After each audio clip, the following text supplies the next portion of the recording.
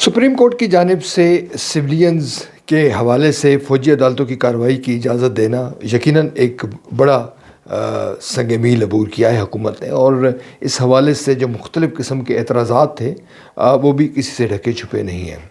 یہاں بہت سارے سوالات اٹھتے ہیں جن کا یقیناً جواب دینا ہمارے ارباب اختیار کو بہت ضروری ہے۔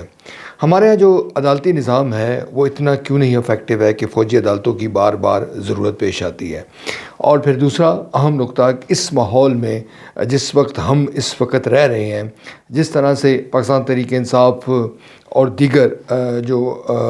بلوچستان میں اور اس کے علاوہ خیبر پختونخوا میں ایک اینٹی اسٹیبلشمنٹ جو نیریٹو ہے، اس کو مد نظر رکھتے ہوئے فوجی عدالتوں کی جانب سے جو مقدمات کا فیصلہ سنایا جائے گا اس کو لوگ کس طرح سے قبول کریں گے، یہ ایک بڑا سوال ہے۔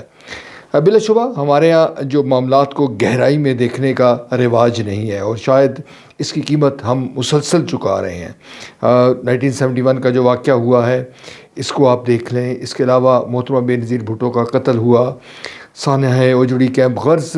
بہت سارے ایسے واقعات ہیں۔ ایون ضیاء الحق جو مرحوم ہیں، ان کا جو طیارہ ہے وہ جب بہاولپور میں کریش ہوا تو اس میں کیا نتائج نکلے، ہم چیزوں کو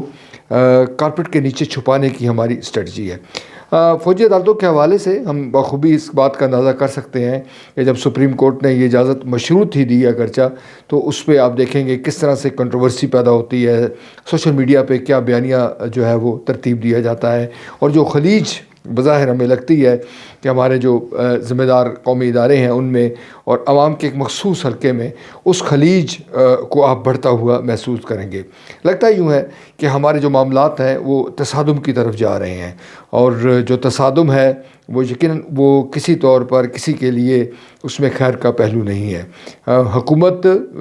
بظاہر جب اعتراض کیا جاتا ہے کہ حکومت ہمارے قومی اداروں کے پیچھے چھپ کر اپنا کام کر رہی ہے، اور جب وقت آئے گا تو ہم جانتے ہیں کہ جو سیاستدان ہیں ان کا طرز عمل کیا ہوا کرتا ہے، تو وہ تمام جو معاملات ہیں، تمام طرز ذمہ داری ہے وہ قومی اداروں پر عائد کر دیں گے۔ ہونا تو یہ چاہیے کہ معاملات کو خوش اسلوبی سے ڈیل کیا جائے، کسی کی جیت اور کسی کی شکست ہونے سے کہیں بہتر ہے کہ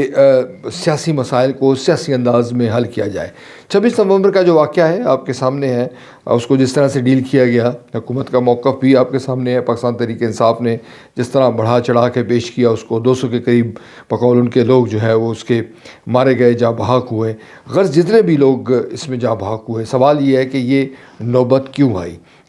جب آپ اس قسم کی صورتحال سے پاکستان تحریک انصاف کی حکمت عملی جو ہے اس پر بھی اعتراض کیا جا سکتا ہے، اور حکومت نے جس طرح سے ڈیل کیا ہے اس پر بھی اعتراض کیا جا سکتا ہے۔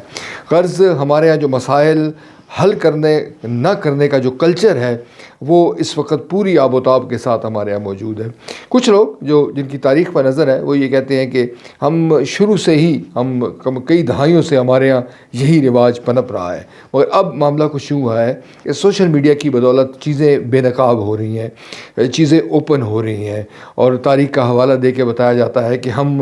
وہیں پر کھڑے ہیں، یعنی کہ ہمارا جو دائروں کا سفر ہے وہ مسلسل جاری و ساری ہے، اور اس سے ہمارا جو نتیجہ ہم نے جو سیکھنے کا عمل ہے وہ ہمارا نہیں ہو رہا۔ جیسے مشاہد حسین سید صاحب جو آپ جانتے ہیں کہ معروف دانشور ہیں، صحافی بھی رہے ہیں، اور اب ایک سیاستدان کی حیثیت سے قومی منظرنامے پر موجود ہیں، وہ اکثر و بیشتر یہ بات کہا کرتے ہیں کہ ہم غلطیاں بھی نئی نہیں کرتے، ہم وہی پرانیاں غلطیاں دہراتے ہیں، اور اس پرانی غلطیوں کو دہرا کر ہم یہ سمجھتے ہیں کہ اس سے جو بہتر نتائج ہیں وہ ہو سکتے ہیں۔ یقیناً اس سے بہتر نتائج نہیں ہوں گے۔ آنے والے دنوں میں آپ دیکھیں گے کہ چیزوں کے جو مضمرات ہیں وہ مزید ہمارے سامنے آئیں گے، اور ملک اور قوم کے لیے یقیناً مزید مسائل بڑھیں گے۔